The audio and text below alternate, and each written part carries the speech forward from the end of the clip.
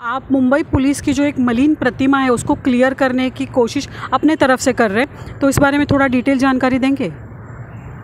देखिए, मुंबई पुलिस की जो एक गरिमा है, उन्होंने वक्त वक्त पे उसको साबित किया है।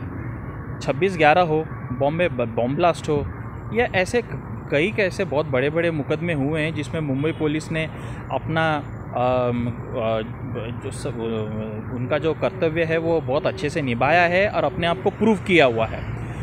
अब ये जो खबरें आई हैं सुशांत सिंह राजपूत के केस में, जो खबरें आ रही हैं कि मुंबई पुलिस ने सही तरीके से काम नहीं किया, हमें एक जानना चाहिए कि सुप्रीम कोर्ट ने अपने ऑर्डर में माना है कि मुंबई पुलिस ने इसमें बहुत अच्छा काम किया है। उन्होंने सब लोगों के स्टेटमेंट लिए।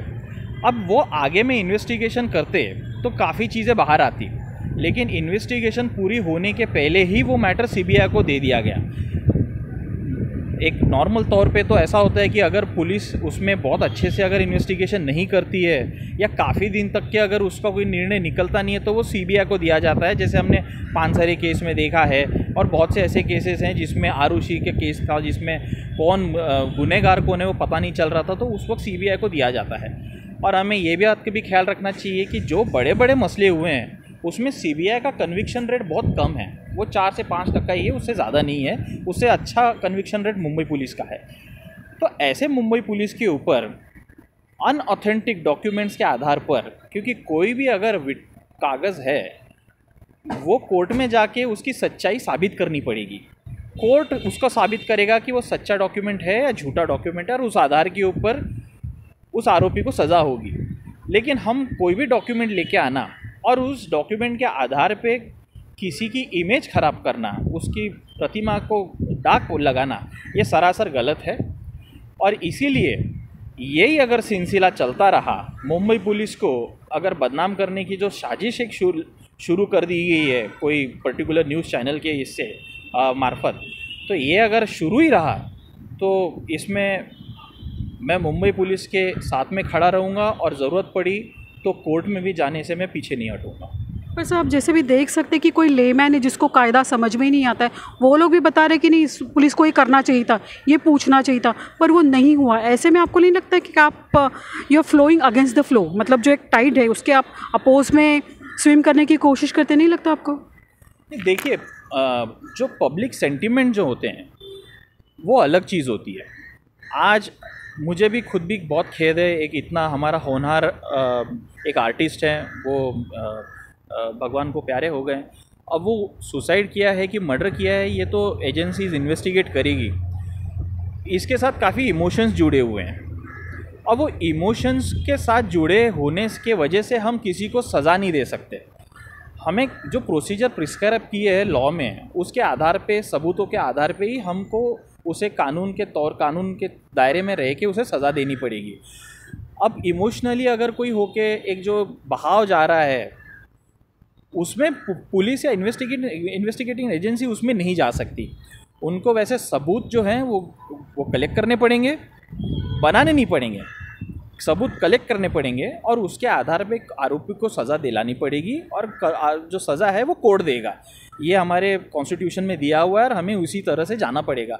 अब भले ही इसमें लोगों का जो भी विचार हो, लोगों का विचार रख के हम इन्वेस्टिगेशन नहीं किया जाता, वो तथ्यों के आधार पे, सबूतों के आधार पे किया जाता है। पर आपको कहीं लगता नहीं कि मुंबई पुलिस कहीं चूक गई अपने काम से, उनका नहीं पहुंच पाए, उतने डिलीवर नहीं कर पाया, इसीलिए तो सीबीआई ने एंट्री की केस में? नहीं, अगर आप देखा जाए तो बहुत पहले दिन से ही ये केस के मसले पे पुलिस के ऊपर बहुत दबाव डाला गया। पहले ये कहा गया कि उस सुशांत सिंह ने उसको काम से निकालने की वजह से उसने सुसाइड कर लिया। उसके बाद में एक उसको पॉलिटिकल रंग देने की कोशिश की गई और कुछ नेताओं को उसमें डालने के नाम उसमें इन्वॉल्व करने की कोशिश की गई। अब जब ये हो गया, 2-4 दिन हो गए, तो अभी उसमें ड्रग का एक उसमें एंगल आया है और मुझे आश्चर्य नहीं होगा कि अगर 2-3 दिन के बाद उसमें और भी कोई अगर एंगल आ जाए। तो हम ये हर एक एंगल जैसा जैसा आएगा वैसे वैसे हम नहीं कर सकते। तो इन्वेस्टिगेशन एजेंसी जो है वहाँ पे जो सबूत उन्होंने इकट्ठे किए हैं, जो मुद्दा माल इकट्ठा किया है, जो फ़ोन जो उन्होंने अपने कब्ज़े में लिए हैं और जो फोरेंसिक रिपोर्ट आएगी, ये सारा आने के बाद तथ्यों के आधार पे और सबूतों के आधार पे ही जो असली आरोपी है उसे पकड़ा जाएगा और उसको सज़ा दी जाएगी। आपने मुंबई पुलिस की प्रतिमा जो है उसको एक थोड़ा ऊपर उठाने के लिए कोई प्लान ऑफ एक्शन तैयार किया, उसके बारे में बताएंगे? मुंबई पुलिस की प्रतिमा को ऊपर लाने इतना मैं अभी तक के बड़ा आदमी हुआ नहीं हूँ। मुंबई पुलिस ये सिर्फ भारत में ही नहीं लेकिन जग विख्यात है। इसने अपना डंका पूरे विश्व में बजाया है, और चाहे हेडली केस हो या कसाब का केस हो, हर वक्त मुंबई पुलिस ने हमें बताया है कि वो कितनी तत्पर है, और मुंबई पुलिस कभी अपने ड्यूटी से चूकती नहीं है। छोटे मोटे गलतियां होती हैं, वो हम लोगों को इतना उसको देखने लायक नहीं होता है। वो तो छोटी मोटी चीज़ें, एरर्स जो जिसे हम लीगल लैंग्वेज में कहते हैं, एरर्स होते रहते हैं विच कैन बी रेक्टिफाइड। लेकिन हाँ, जहाँ पे भी मुंबई पुलिस मुझे लगेगा कि उनके पीछे हमें खड़े रहना है, हम सारे वकील लोग उनके साथ में खड़े रहेंगे और उनको पूरा अपना समर्थन देंगे। कुछ मतलब आपने कहा था कुछ आपने वो स्ट्रक्चर कुछ तैयार किया, कुछ बताएंगे उसके बारे में? हाँ, मैंने एक ये जो सारा केस स्टडी करने के बाद एक पता चला है कि ये जो एक्टर्स लोग हैं इनके लिए कोई कानून नहीं है। जैसे हमने देखा कि सुशांत सिंह राजपूत ने यश राज के फिल्म ली है, उसके 3 फिल्म किए, उसमें से कुछ उन्होंने रिलीज़ नहीं किए। तो अगर कोई एक्टर की अगर फिल्म रिलीज़ नहीं होती है तो उसका करियर ये हो, भले ही उसे उसका पैसा मिल जाए, मानधन मिल जाए, लेकिन जो रिलीज़ होने के बाद जो उसके करियर को जो एक बूस्ट मिलता है उसका कंपनसेशन उसको मिलना चाहिए। कि अगर प्रोड्यूसर ये डिसाइड करता है कि उसका मूवी रिलीज़ नहीं करना है तो उसको उसने एडिशनल कुछ कंपनसेशन देना चाहिए। सेकंड, उसमें ऐसा होना चाहिए कि अगर वो एक्टर को एंगेज करते हैं, उनको साइन करते हैं और उसके बाद में उसको निकाल देते हैं, तो जो हमारे कानून में प्रिस्क्राइब्ड है, पहले उनको नोटिस दिया जाए, उनको बताया जाए कि किस कारण की वजह से वो उनको निकाल रहे हैं, उनको पूछा जाए, एक अपॉर्चुनिटी दी जाए कि आपका उस पर कुछ कहना है कि नहीं है, और उसके बाद में उनको निकाला जाए।